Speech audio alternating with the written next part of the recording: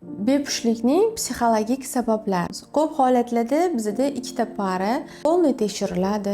Hamma gormonal sistemalar tekshiriladi, uni defitsitlari ko'rib chiqiladi, turbalari tekshiriladi.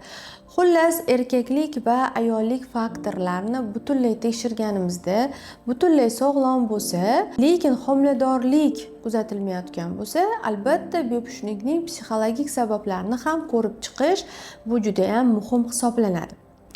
Birinchi navbatda homilani Alloh beradi. Hech qanaqa protsedura, hech qanaqa eko, hech qaysi homilani yashab ketishiyu homilador bo'lishga bizaga imkon bermaydi. Chunki buni faqat Alloh xohlasa beradi. Lekin buni biza bilgan psixologik sabablari bor ekan. Birinchi bilib olish kerak, homila bu erkak va ayol energiyasidan birga qo'shilganidan hosil bo'ladigan urug'lanish hisoblanadi. Agar ayol bilan erkak bir-birini tushunmasa, erkak ayolni, ayol erkakni tushunmasa, bu holatda urug'lanish sodir bo'lmas ekan. Ko'p holatlarda ayollarda homilador bo'lishni xohlaydi, lekin uni ong ostida homiladorlik bo'lishga, farzand bo'lishga to'sqinlik qiluvchi, o'zini doim qaytarib yuruvchi, o'zini cheklovlari bo'lar ekan. Bu birinchisi, farzand faqat ayolga emas, faqat erga kerak bo'lsa. Misol uchun, turmushga chiqdim, yosh, hali o'qishi bor. Bunaqa holatlarda faqat aytadi, erim uchun tug'ib berishim kerak, yoki mana to'yimizga kil bo'ldi, shuncha vrachlarga bordik, bo'lmayapti, men tug'ishim kerak. Yoki qaynonam uchun tug'ishim kerak, yoki ota-onam yoshi katta bo'lib qoldi, yoki uyimizdagi buvijon yoshlari katta bo'lib qoldi, bizni o'sha nevarani bolasini ko'rishlari kerak. Shuning uchun men tez homilador bo'lishim kerak, Zulxumor opa deyshadi. Bu yerda asl maqsad ona farzandni xohlamayapti, faqat tashqi omillarga nisbatan tashqi insonlar xohishini qondirish uchun, homilador bo'lish uchun homiladorlikni kutyapti.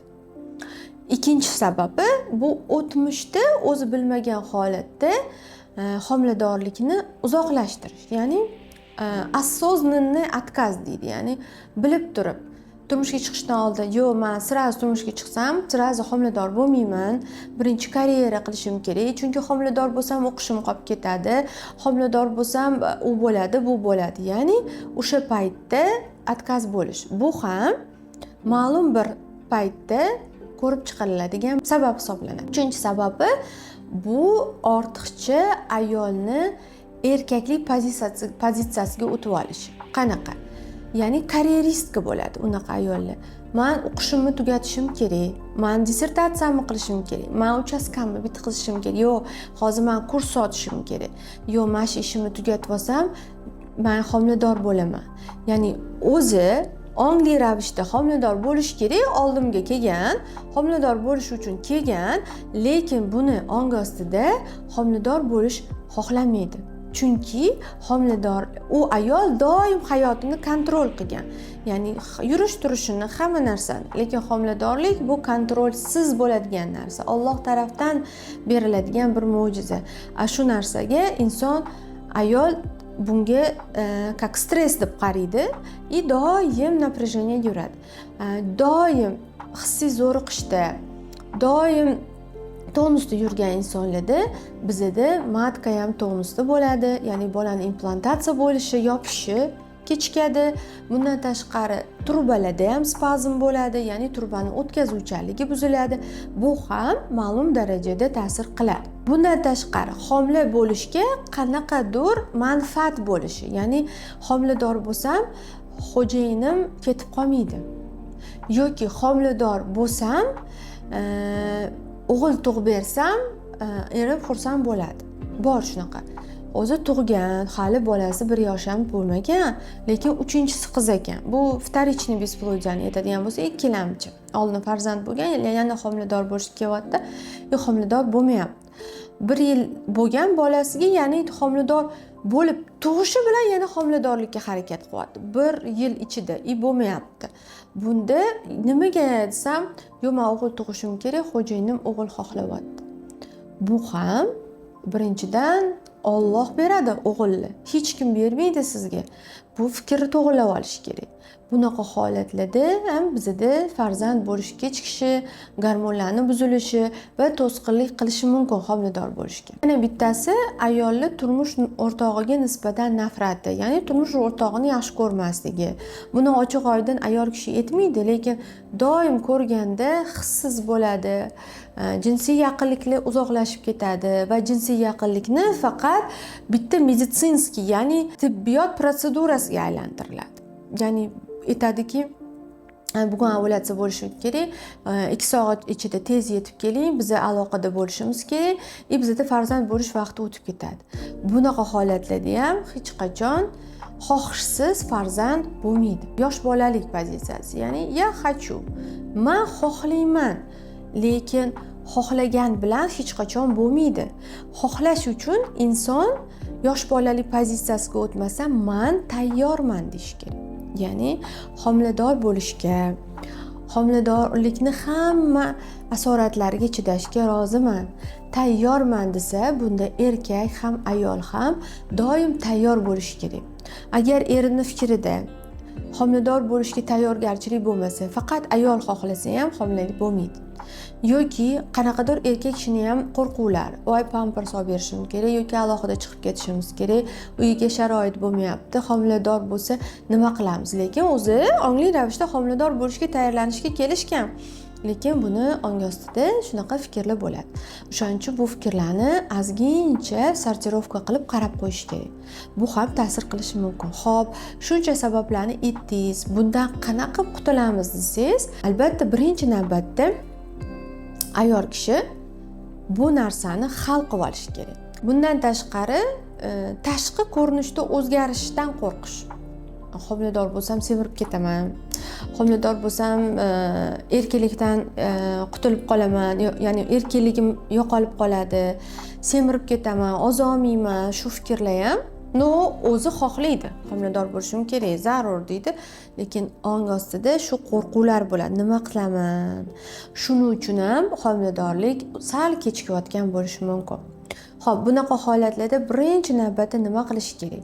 Birinchi navbatda o'zini asosiy xohishini bilib olish kerak inson. Homilador bo'lishga xohlayaptimi yo xohlamayaptimi? Yo prosta boshqalar uchun homilador bo'lgisi kelyaptimi?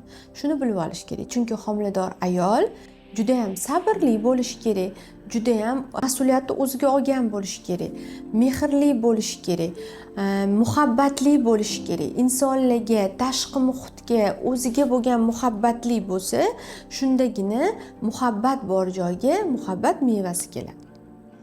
Agar tug'ishni xohlamayotgan bo'lsa, unda o'sha fikrni to'g'rilab olish kerak. Xo'p, bo'ldi, tug'ishni xohlayman dedingiz, hal qildingiz, endi bu narsani mas'uliyatini o'ziga olish kerak. Qanaqa oladi? Ya'ni bu farzand hech kimga kerak emas bo'lsa ham, men buni boqaman. Hech kim bunga qaramasa ham, men hamma осложнениялari, asoratlarni ham o'zim bo'yimga olaman. Ya'ni bu farzandni men tug'aman. Ya'ni turib berish kerak. Bunaqa holatda keladigan bola ham xavfsiz joygaligini biladi. Va bu narsa ayol kishini ruhan, aqlan yetuk insonligini tasdiqlaydi. Keyingisi asosiy hayotga, tashqi muhitga nisbatan munosabatni o'zgartirish kerak. Ya'ni tanlash kerak. Haligida aytgandagi chiroyli qomat, yaxshi ishmi, erkinlikmi yoki mas'uliyatga boy, mehrli, kichkina chaqaloqqa kelishiga tayyorgarchilikmi? Albatta buni tanlab olgandan keyin ayol kishi o'zini sog'lig'iga e'tiborli bo'lishi kerak. Ya'ni birinchi navbatda bunga tayyorlanish kerak. Ya'ni uni defitsitlarini to'ldirish kerak. Bunga qilgan bo'lsangiz, albatta ruhan to'g'rilanish kerak. Ya'ni organizmda juda ham ko'p напряжение bo'lsa, buni yechimini topish va bizda nafas mashqlari bor. Yogalar bilan shug'ullanish kerak.